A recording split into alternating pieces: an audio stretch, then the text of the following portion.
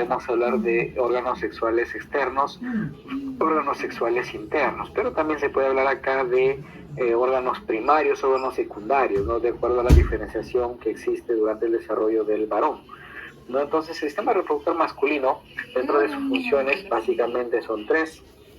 Obviamente es productor de espermatozoides. Acá sí, el varón no madura espermatozoides, el varón produce espermatozoides todos los días, ya, desde la edad fértil, obviamente, incluso hasta que se muere puede producir espermatozoides.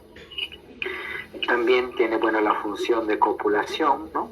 Para depositar lo que los gametos en el tracto femenino, y produce hormonas, ¿no? Dentro de ellas la principal hormona que produce es la testosterona. Entonces, tres funciones principales que tiene el sistema reproductor masculino. Entonces, lo podemos dividir, por ejemplo, en órganos sexuales primarios, ¿no? Primarios, que en este caso vendrían a ser los testículos, que son los grandes productores de un andrógeno que se llama lo que es testosterona, y que durante el crecimiento del varón, del hombre, le permite diferenciar los demás rasgos sexuales secundarios, ¿no? Que es decir, permite el crecimiento del epidídimo, del conducto deferente, del conducto eyaculador, de la uretra, de las vesículas seminales, de la próstata, de las glándulas vulvo-uretrales. Entonces, secundario se llama porque por la influencia de los andrógenos, que sería la testosterona, empieza a desarrollarse. ¿Pero dónde se produce la testosterona? En el órgano primario que viene a ser el testículo, ¿no? Eso se refiere a esta división. Y también lo podemos dividir, así como en la mujer, en órganos sexuales externos, ¿no? En internos y glándulas auxiliares. Dentro de los externos tendríamos nosotros a los testículos, los que se encuentran fuera de la cavidad, en este caso serían los testículos, lo que envuelve el testículo, que debería ser el escroto, bueno, y el pene, ¿no? Estas tres estructuras representarían lo que es los órganos sexuales externos. Los órganos sexuales internos o genitales internos incluirían lo que es a los conductos deferentes, ya, acá está el conducto deferente, a las vesículas seminales, que está detrás de la vejiga y detrás de la próstata, a los conductos eyaculadores, ¿ya? Conductos eyaculadores, dentro de los órganos sexuales internos. Y dentro de los genitales auxiliares, o las glándulas auxiliares, tendríamos a la próstata y a las glándulas vulvolares o de Cooper, ¿no?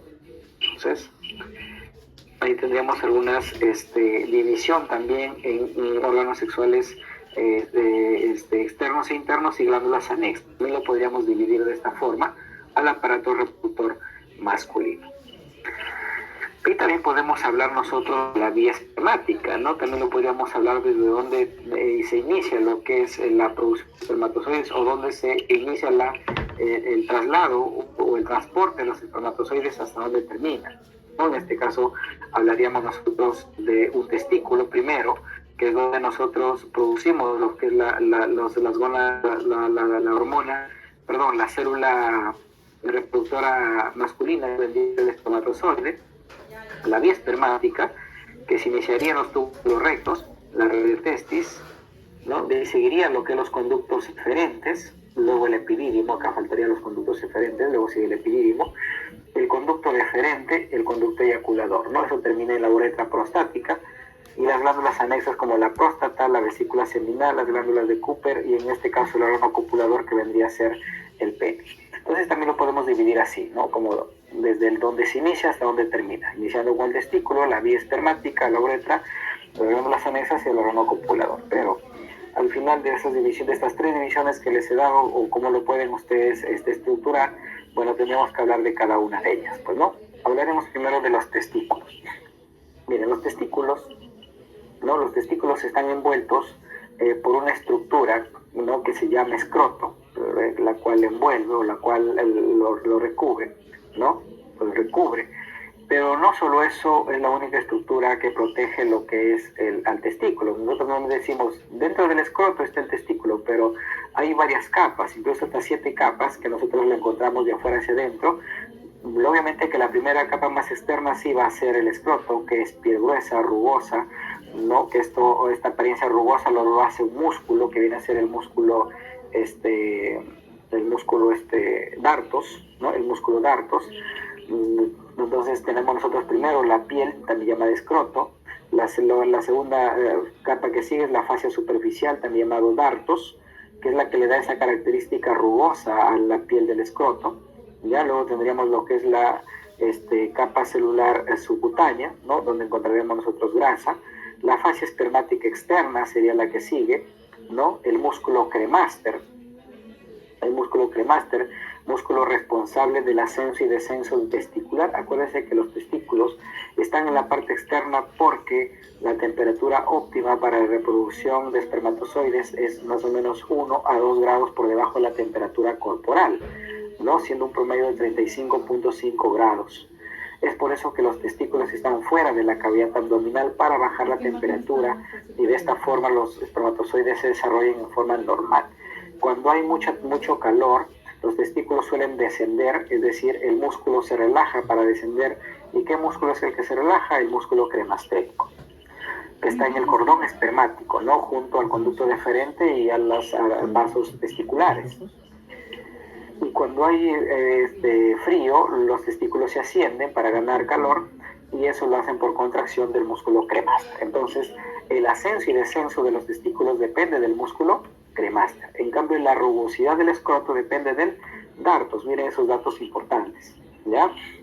Si seguimos más interno, tendremos ya nosotros la fascia espermática interna, ¿no? La fascia espermática interna y más adentro ya la túnica vaginal, que tiene 2 láminas, ¿no? La túnica vaginal tiene 2 láminas, una lámina parietal y una lámina visceral. Ya la lámina visceral es la que está unida íntimamente al testículo y a veces nosotros le llamamos albuginia, ¿no? Que sería la túnica albuginia.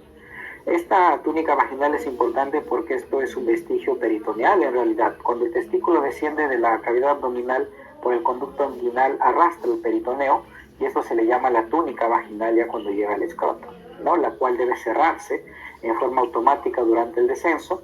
Si esto no sucede, produce un tipo de hernias que se llama hernia inguinal indirecta, ¿no? Y los intestinos bajan a los testículos. Eso ustedes van a ver alguna vez en algunos pacientes, ¿no? que presentan hernias inguinoescrotales por la persistencia de esta túnica, de este conducto vaginal, ¿no? Que sucedió durante el descenso testicular.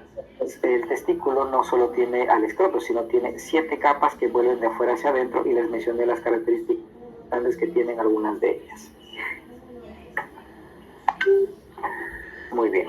Entonces, los testículos más o menos inician su descenso, ¿no? Más o menos inician su descenso en el 6º mes, ¿no? En el 6º mes inician su descenso y a los 9 meses de gestación deben haber descendido hacia las bolsas escrotales.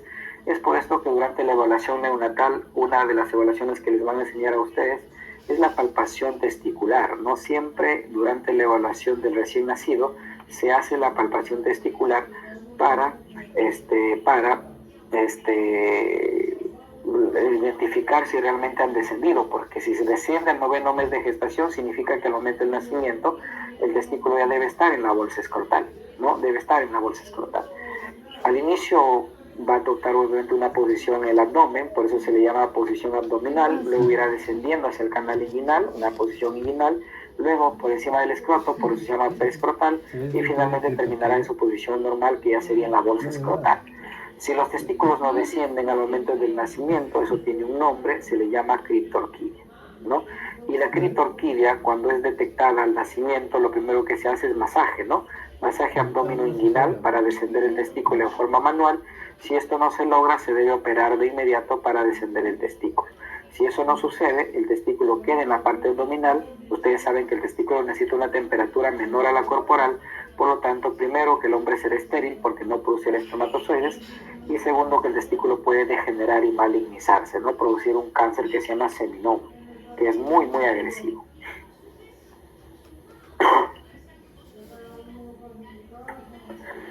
Los testículos, dentro de su estructura interna, está formada por lóbulos, ¿ya? O lobulillos. Está formada por lobulillos, ¿no? Lobulillos. Dentro de esos lobulillos se encuentran unas estructuras enrolladas que se llaman túbulos seminíferos, ¿ya? Entonces, miren, toda esta estructura de acá se llama lobulillo testicular. Entonces, está formada por múltiples lobulillos testiculares, ¿ya? Múltiples lobulillos testiculares, y dentro de los lobulillos testiculares están los túbulos seminíferos. ¿ya? Túbulos seminíferos. En esos túbulos seminíferos hay dos tipos de células. Hay dos tipos de células. Las espermatogonias, ¿ya? Las espermatogonias y las células de Leydica, ¿ya? Las células de Sertoli, ¿ya? Las células de Sertoli en los túbulos seminíferos. Las espermatogonias, su nombre lo dice, se encargan de generar espermatozoides. Y las células de Sertoli, ya las células de Sertoli son células que se encargan del sostén de los testículos. Acá puedo ver en esta imagen, esto viene a ser un túbulo seminífero, donde ya encuentro lo que es espermatogonias, ¿ya? Y encuentro también a las células de Sertoli, ¿ya? Las células de Sertoli. Las espermatogonias que producen los espermatozoides y las células de Sertoli que se encargan de producir una hormona que se llama inhibina, ¿ya? Inhibina, y también tiene función de sostén de los espermatozoides, ¿ya? De las espermatogonias en este caso, ¿no? Se encargan del sostén de las espermatogonias y producir una hormona que se llama inhibina. Entonces, esas dos células yo las encuentro dentro de los túbulos seminíferos. Entre los lobulillos hay unos espacios que se llama intersticio, ¿ya? O sea, por ejemplo, acá lo puedo ver.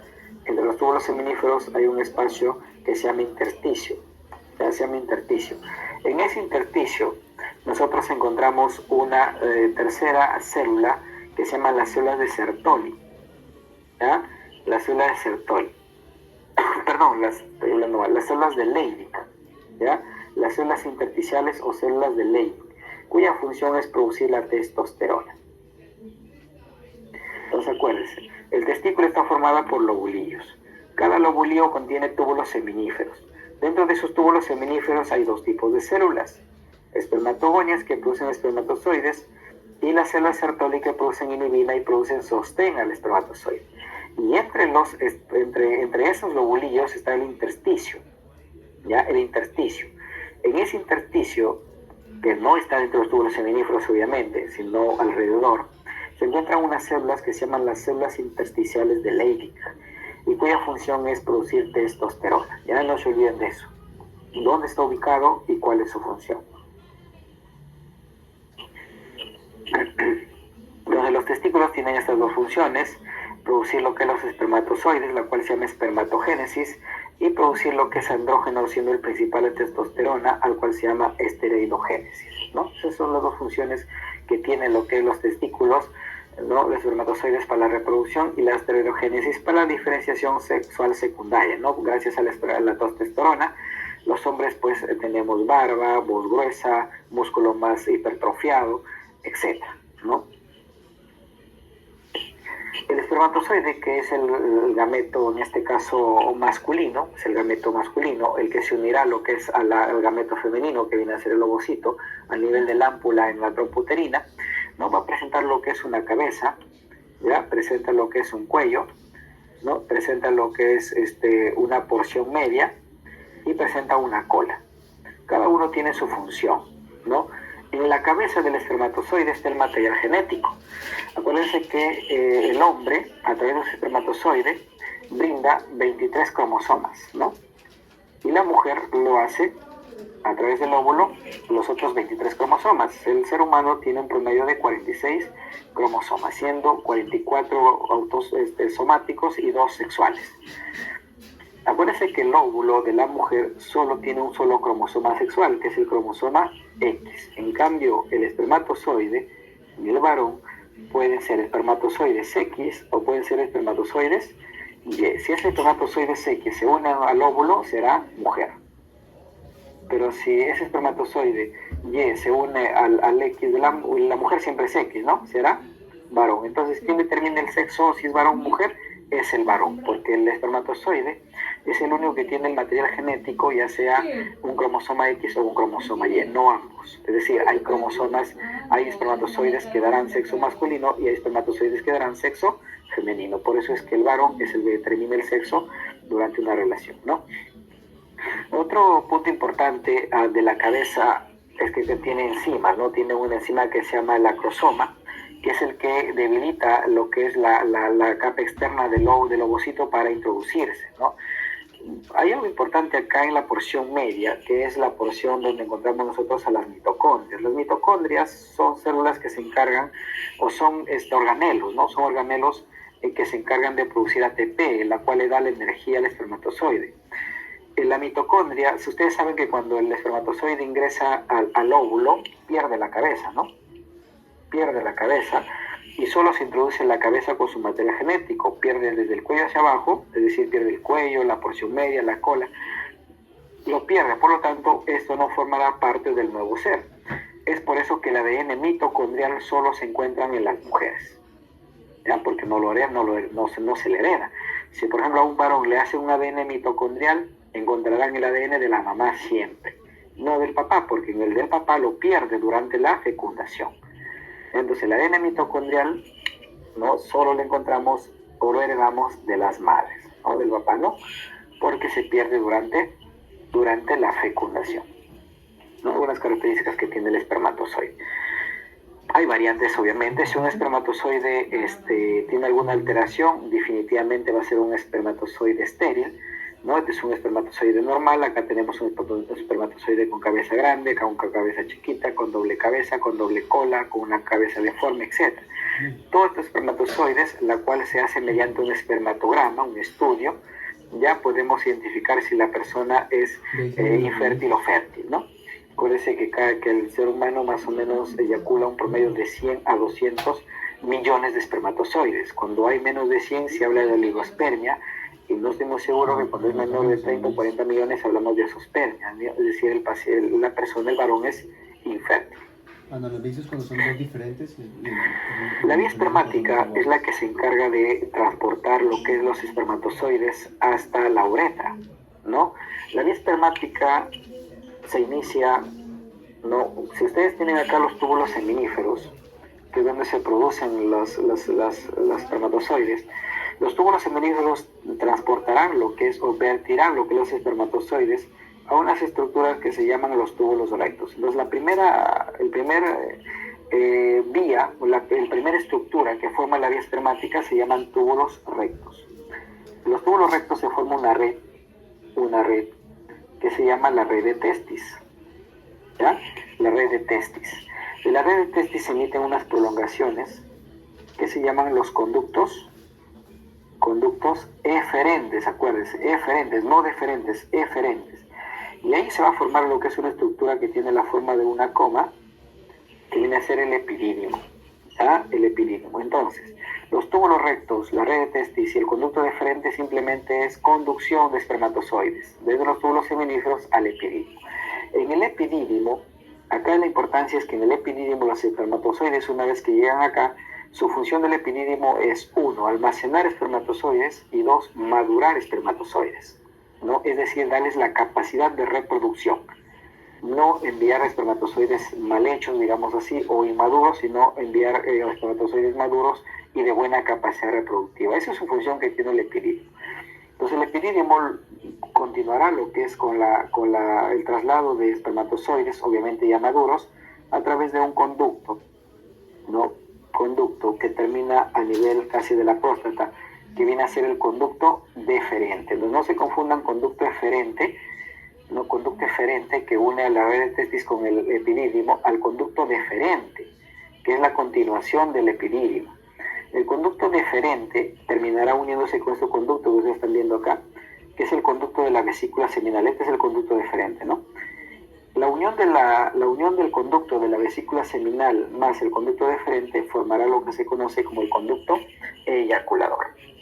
El conducto eyaculador. Entonces, conducto eyaculador, acuérdense bien esto, es igual al conducto deferente más el conducto de la vesícula seminal. ¿Y para qué sirve la vesícula seminal? Obviamente es para producir semen. El 60-65% del semen lo forma la vesícula seminal.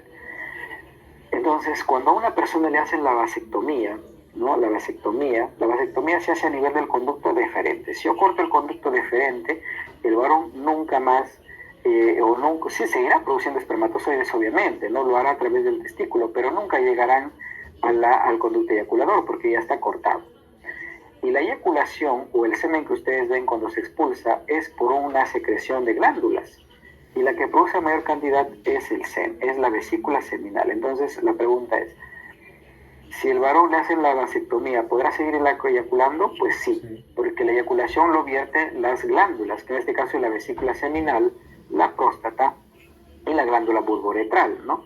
Entonces la persona, el varón sí eyacula, pero ya no producirá espermatozoides. O sea, mejor dicho, sí produce, pero ya no habrá espermatozoides porque ya se ligó el conducto deferente o ya se cortó.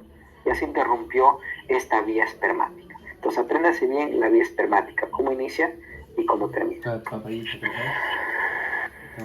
El testículo está irrigado lo que es por la arteria testicular, ¿ya? La arteria testicular que conduce el cordón espermático. Esta es otra pregunta que a veces lo he hecho, ¿no? ¿Quién forma el cordón espermático?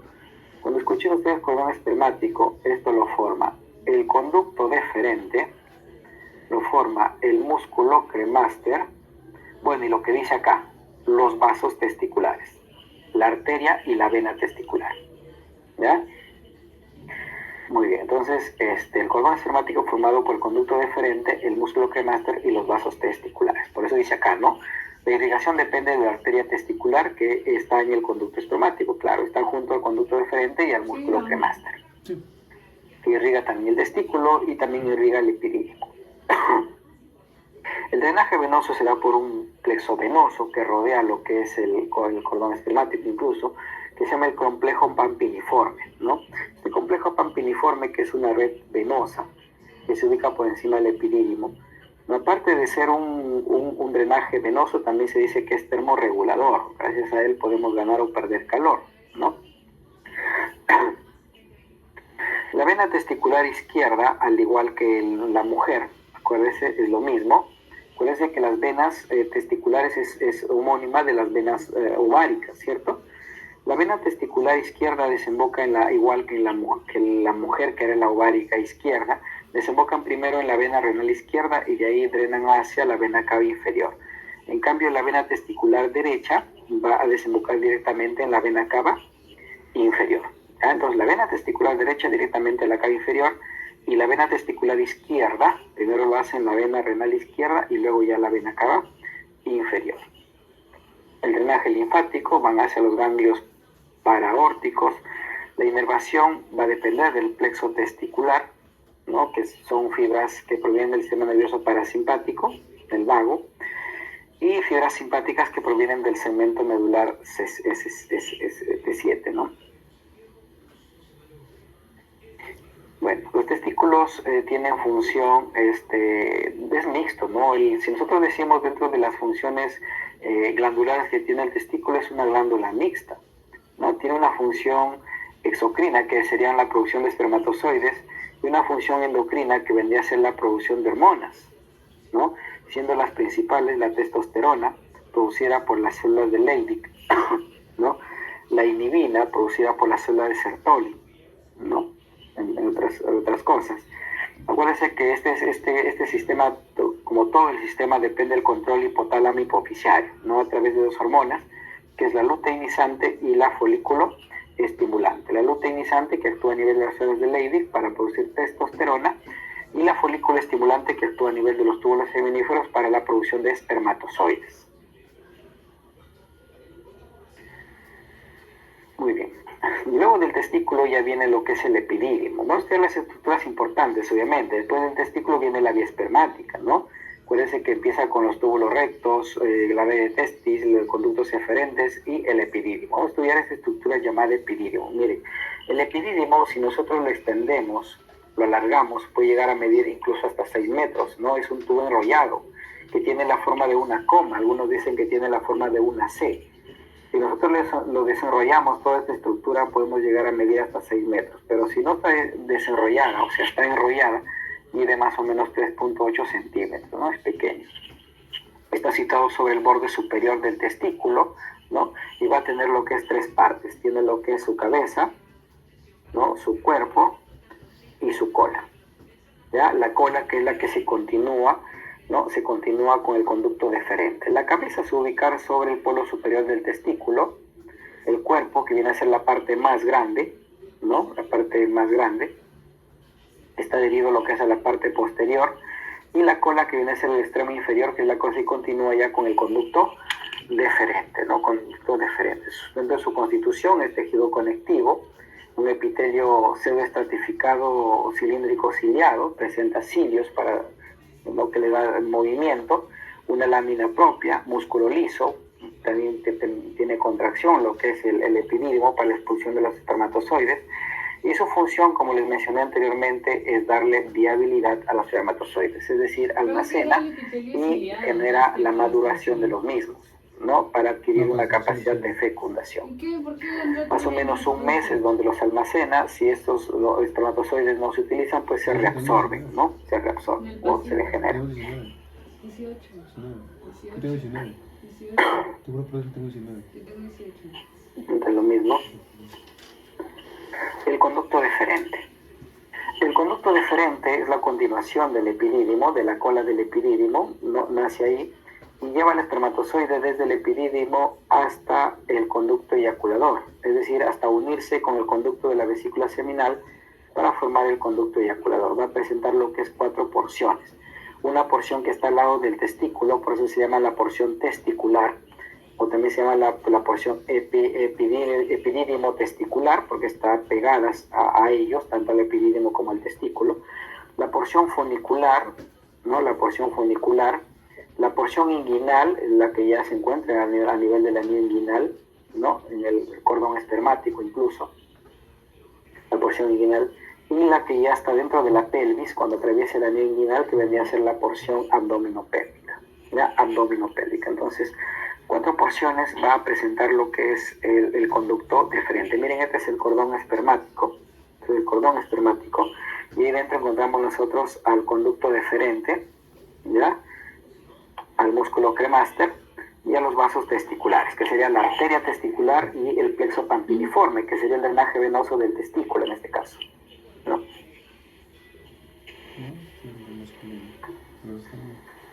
Muy bien. A nivel inguinal es muy importante la relación que tiene el conducto deferente en la porción inguinal, sobre todo para los cirujanos, ¿no? Que operan hernias.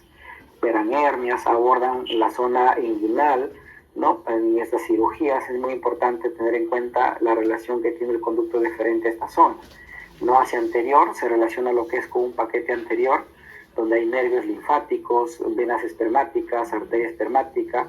Hacia posterior también se relaciona con algunas venas espermáticas, se relaciona lo que es con arterias que van al conducto deferente y a la porción funicular, ¿no? Entonces, el conducto deferente en la zona inguinal está en relación anterior y posterior, sobre todo con vasos, ¿no? Entonces es muy importante tener en cuenta esto durante las intervenciones quirúrgicas. Dentro de la porción abdominal o abdominopélvica, ¿ya? Que sería la 4ª porción del conducto deferente, hay 3 segmentos. Un segmento que se encuentra justo detrás de la ingle, que sería detrás del ligamento inguinal, que sería el segmento retroinguinal.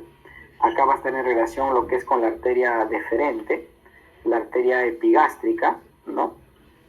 Donde da una rama para irrigar a este segmento, que vendría a ser la arteria funicular. El segmento ilíaco, que va a ser un segmento corto, ¿no? Con un trayecto corto, ¿no? Que está en relación a la pared anterior del abdomen y los vasos ilíacos externos, ¿no? Está cruzando los vasos ilíacos externos. Y el segmento pélvico, que está en relación ya lo que es con el conducto deferente, o esta zona ya del conducto deferente y su relación con la arteria deferente y la arteria umbilical, ¿no? Entonces, el segmento pélvico ya es la porción más interna, ya casi en relación al conducto ya del eyaculador en este caso, ¿no? El conducto deferente, una vez que ingresa a la cavidad abdominal, se va a dirigir hacia la vejiga, hacia la parte posterior de la vejiga, ¿no? Va a cruzar lo que es con el uréter, ¿no? La cruza en forma perpendicular con el uréter, por eso es una relación importante que tiene el uréter también con el conducto deferente. Puede ser que el uréter en el varón es con el conducto deferente y en la mujer es con la arteria uterina, ¿no? Entonces desciende desde la parte posterior de la vejiga para unirse lo que es al conducto de la vesícula seminal y formar lo que es el conducto eyaculador, ¿no? Dentro de su estructura, el conducto deferente contiene lo que es fibras musculares lisas, lo que le da esa capacidad de contractibilidad, o también llamado ondas peristálticas, no para transporte de espermatozoides. La irrigación e inervación del conducto deferente. Su irrigación está dado por la arteria del conducto deferente, así se llama, ¿no? Que es una rama de la vesical superior, ¿ya? De la arteria vesical superior, que se anastomosa incluso con la arteria testicular, ¿no? Casi en lo que es en la parte del cordón espermático. Su drenaje está dado lo que es por las venas del conducto deferente, que acompañan a las arterias. Su drenaje linfático es hacia los ganglios ilíacos externos, ¿no? Su inervación está dado lo que es por el plexo hipogástrico inferior, y está dado también y la inervación simpática está dado o lo que le da su inervación simpática, ¿no? Para su contracción durante el traslado de espermatozoides. Muy bien. Luego ya tendríamos algunas glándulas, en este caso hablamos de las vesículas seminales. Las vesículas seminales, que son estas estructuras de verde que están viendo acá, cuya ubicación es de la parte posterior de la próstata, ¿no? Se encuentra una excavación pélvica en la parte posterior de la próstata, delante del recto y encima de la base prostática, ¿no? Es una glándula que mide aproximadamente 5 a 10 centímetros de largo, unos 30 milímetros de ancho, y unos 3 centímetros, y presenta lo que es un conducto, que se llama el conducto de la vesícula seminal, que se une al conducto deferente para formar el conducto eyaculador, que desemboca en la uretra prostática. Acuérdense que el conducto eyaculador desemboca en la uretra prostática, ¿ya? La vesícula seminal, su función va a ser producir semen, ¿no? Y es la glándula que más semen produce. Se dice del 60 al 65% de volumen del semen lo producen las vesículas seminales, ¿no? Un contenido rico en fructosa, prostaglandinas y diferentes proteínas, ¿no? Que obviamente la glándula seminal con su conducto vesícula seminal uniéndose al conducto deferente, pues ahí se mezclará ya el semen con los espermatozoides, ¿no? A este nivel recién se mezclan el semen con los espermatozoides. Entonces la fructosa es importante, lo que le dará energía a los espermatozoides para seguir su camino, ¿no? Su irrigación de la vesícula seminal está dado por la arteria vesical inferior y la arteria rectal media, ¿no? Arteria vesical inferior y la rectal media, ¿no? Que es una rama directa de la arteria ilíaca interna. El drenaje venoso está dado por las venas del mismo nombre, pues que acompañan a estas arterias. Su drenaje linfático va hacia los ganglios ilíacos internos, ¿no? A diferencia del conducto deferente que va a los externos. Su inervación proviene de fibras nerviosas y ganglios simpáticos, ¿no? De los nervios lumbares superior e hipogástrico, y las parasimpáticas provienen de los plexos hipogástricos inferiores. El conducto eyaculador es un conducto pequeño que mide más o menos 2 a 2.5 centímetros. Resulta de la unión del conducto deferente, ¿ya? Del conducto deferente y la unión del conducto de la vesícula seminal, ¿no? Se forman cerca al cuello de la vejiga, es donde se forman, ¿no? Y desembocan en la uretra prostática, ¿no? Lo hacen acá, en la uretra prostática, es donde desembocan el conducto eyaculador.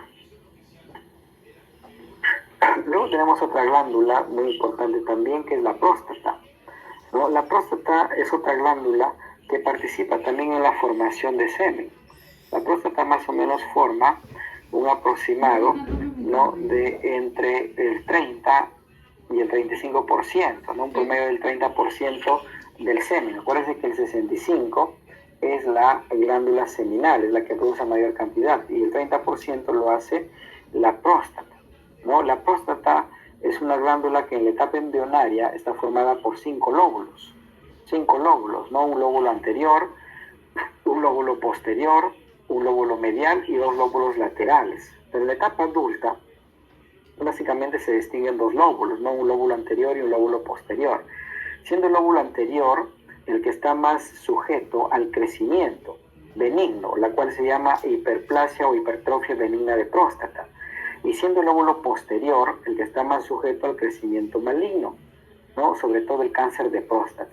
De ahí la importancia que tiene el tacto rectal, porque el tacto rectal lo que se palpa es el óvulo posterior de la próstata, y les acabo de decir que el óvulo posterior de la próstata es el lugar de asiento del cáncer de próstata más frecuente. En cambio el óvulo anterior es más para crecimiento hipertrófico benigno, ¿ya?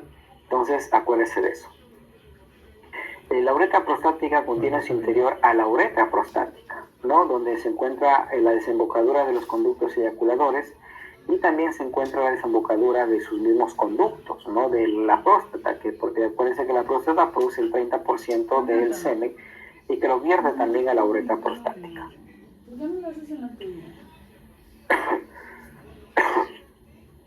La glándula prostática también tiene en sus paredes músculo liso, lo que permite la contracción durante la eyaculación y la expulsión para que expulse el semen, obviamente hacia la uretra, ¿no?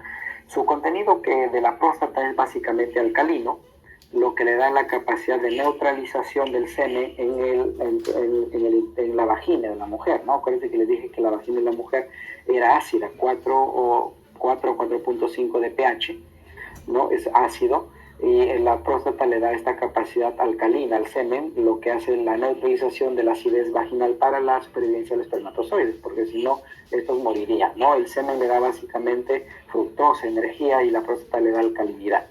Es una combinación de ellos, ¿no? Ahí está el tacto rectal que se hace hacia el óvulo posterior, un lugar muy común de cáncer de próstata. Y las otras glándulas que producen el restante del semen, producen el 5% del semen, son estas glándulas que se ubican debajo de la próstata, en realidad, ¿no? Debajo de la próstata, y detrás o al costado de la uretra membranosa, ¿no? Son dos glándulas que son de un tamaño pequeño, ¿no? Se dice que son tamaños de un guisante. Son las glándulas bulboretrales, también llamadas glándulas de Cooper, ¿no? Que les decía que son homólogas a las glándulas de Bartolino en la mujer. Acuérdense que la próstata era homóloga de la glándula de Skene en la mujer, y las de Cooper son homólogas a las glándulas de Bartolino en la mujer, ¿no? Y su función es producir semen. ¿Cuánto produce? El 5%. Si bien es cierto, la vesícula seminal y la próstata drenan su producto a la uretra prostática, las glándulas de Cooper drenan su producto a la uretra membranosa, ¿ya? Acuérdense eso. Acuérdense eso. Las glándulas bulboretrales de Cooper drenan su producto a la uretra membranosa, y la próstata y la vesícula seminal lo hacen a la uretra prostática. Entonces el semen es una sustancia alcalina, 7.4 de pH, un volumen de 2 a 4 mililitros por eyaculación, conteniendo cada mililitro 100 millones de espermatozoides. Por eso se dice que el varón elimina más o menos de 200 a 400 millones de espermatozoides en cada eyaculación, ¿no? Por debajo de los 100 millones hablamos de oligoespermia, por si acaso. Cuando un varón le encuentran por debajo de 100 millones, es un varón que probablemente sea infértil o no tenga la capacidad reproductiva. Y por último ya tendríamos a la uretra masculina, que vendría a ser la última porción del aparato reproductor masculino, ¿no? Acuérdense que la uretra masculina, en su tamaño, desde el orificio uretral interno hasta el meato urinario, tiene un aproximado de 20 centímetros, ¿no? Un aproximado de 20 centímetros. La uretra masculina está dividido en 3 zonas. La primera porción, que es la uretra prostática, ¿ya? Que se inicia en el cuello de la vejiga, a nivel de este esfínter, que se llama el esfínter uretral interno. El esfínter uretral interno es muy importante que ustedes lo conozcan, porque es un esfínter involuntario, ¿ya? Es un esfínter involuntario que se abre durante la micción y se cierra durante la eyaculación, ¿no? He actuado por el sistema nervioso autónomo. ¿Y para qué sirve esto? Cuando el varón eyacula, acuérdense que la vesícula seminal que está acá en la uretra prostática, lo más cerca de la eyaculación es ¿a dónde debe ir? A la vejiga, pero esto no sucede porque el esfínter uretral interno se cierra y el varón eyacula hacia afuera. Si este orificio uretral interno no se cierra, la eyaculación iría a la vejiga, y eso tiene un nombre, se llama eyaculación retrógrada, ¿ya? eyaculación retrógrada. Y eso sucede en algunos pacientes, por ejemplo, como los diabéticos, ¿no? Entonces, la uretra prostática, que mide aproximadamente 3 centímetros, se inicia en el orificio uretral interno o el esfínter uretral interno involuntario, mide 3 centímetros, y en él desemboca el conducto eyaculador y desemboca también los conductos de la uretra, de la próstata, ¿no? Con el semen acá. ¿Ya? Entonces, la importancia que tienen eso, que desemboca el conducto eyaculador y desemboca ella misma, obviamente, la próstata, no produciendo el 30% de semen que produce la próstata y el 65% de semen que produce la vesícula. Entonces, el 95% del semen se deposita acá en el conducto o en la uretra prostática. La uretra membranosa, que es la que sigue, que es esta de acá, esta pequeña, ¿no? Que se ubica entre el músculo que forma lo que es el diafragma urogenital, es un engrosamiento de músculo esquelético. Por eso que la membranosa mide aproximadamente 1 centímetro, es pequeña, y la importancia que tiene es que en esta uretra membranosa desemboca la uretra bulbouretralo de Cooper, ¿ya? Bulbouretralo de Cooper. Y el otro dato que es más importante todavía es que en esta uretra se ubica el esfínter uretral externo, que es el esfínter voluntario. Acá es músculo estriado esquelético voluntario. Este es el esfínter que nosotros controlamos durante la micción, ¿ya? El esfínter uretral externo. Esfínter uretral externo. Por último tenemos ya la uretra esponjosa, que se ubica dentro del pene, mide aproximadamente 15 centímetros. Acuérdense que el pene tiene 3 cuerpos, 2 cuerpos dorsales llamados cuerpos cavernosos y un cuerpo ventral llamado cuerpo esponjoso. Dentro de este cuerpo esponjoso se ubica lo que es la uretra esponjosa, ¿no? Que inicia en la uretra membranosa y termina en el meato urinario. Tiene doble función, sabemos, ¿no? Función reproductiva y función urinaria. El pene va a presentar dentro de sus características una piel, ¿no? Una piel. Presenta lo que es una dilatación que se conoce como glande, cubierta por una piel retráctil que viene a ser el prepucio, ¿no? Presenta lo que es una dilatación en la uretra peniana, que viene a ser la fosa navicular, ¿no? Presenta un surco entre el cuerpo y el glande, que se llama el surco balano-prepucial, acá está, ¿no? El surco balano-prepucial, donde encontramos nosotros unas glándulas que producen una especie de esmegma, lo que le da una característica típica al pene, ¿no? Esas glándulas de esmegmas que producen esmegmas se llaman las glándulas de Tyson, ya se escribe así, Tyson. Esas glándulas de Tyson nosotros las encontramos en el surco balano-prepucial y se producen dentro de su contenido una sustancia llamada esmegma, ¿no? Que le da la característica de aspecto, un olor característico al pene y una especie de un color blanquecino tipo queso licuado, ¿no? Ese es el esmegma, producido en el surco balano-prepucial por las glándulas de Tyson. El prepucio, que es el tejido retráctil, ¿no? Que cubre lo que es al glande, cuando esto no sucede o cuando no se vuelve retráctil, eso tiene una enfermedad, ¿no? Eso se le llama fimosis y que debe ser resuelta en forma quirúrgica. Si esto no es resuelta, el varón puede estar expuesto a diferentes infecciones, ¿no? O dolor durante el acto sexual. Entonces, dentro de su estructura, el pene está formado, les decía, por 2 cuerpos dorsales llamados cavernosos, ¿no? Cuya función es, presenta lo que es tejido eréctil, ya presenta muchas invasión vascular venosa, que es por la cual se erecta. Entonces, los cuerpos dorsales o cavernosos son los que producen la erección del pene. Y uno anterior o inferior, que viene a ser el cuerpo cavernoso, el cuerpo esponjoso, en cuyo interior se encuentra lo que es la uretra esponjosa, ¿ya? La uretra esponjosa. Su longitud, unos 15 centímetros de longitud, ¿no? Unos 15 centímetros de longitud, presenta músculos que están fijados hacia el isquio, a través de los isquios cavernosos, y otro músculo que se llama el bulbo esponjoso, ¿no? Que está unido hacia la parte vulvar. Presenta también un ligamento que lo une al pubis, que se llama el ligamento suspensorio del pene, ¿no? Que contribuye a esa posición típica que tiene el pene hacia arriba cuando se erecta, ¿no? Por acción de este ligamento, etc. Bueno, te lo mencioné. La parte terminal del pene es el glande, que es una dilatación, tiene el surco balano prepucial. Bueno, ya le mencioné, es una zona donde se encuentran unas glándulas llamadas de Tyson, que secretan una sustancia llamada esmegma.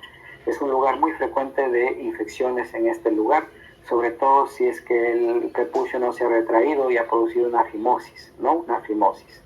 La irrigación que tiene el pene va a depender de las arterias cavernosas, ¿no? Arterias cavernosas, con un drenaje venoso hacia ventral y dorsal, que drenan lo que es hacia la safena interna, ¿no? Hacia la safena interna. También hay un plexo venoso acá, que se llama el plexo venoso de Santorini, ¿no? Ramas de la arteria ilíaca interna llegan acá a través de la pudenda interna, ¿no? Las cuales terminan en unas ramas llamadas dorsales del pene, las bulboretrales y las cavernosas. Entonces, dentro de las arterias principales vamos a tener las cavernosas, las bulboretrales, las dorsales del pene, que son ramas de la arteria ilíaca interna, ¿no? Pero antes de ellos son ramas de la pudenda interna, es así, ¿no? Arteria ilíaca interna, pudenda interna y sus ramas, arterias dorsales, bulboretrales y cavernosas. Y su drenaje venoso lo hace a través de lo que es las venas tanto ventral y dorsal del pene, que van hacia lo que es la safena interna.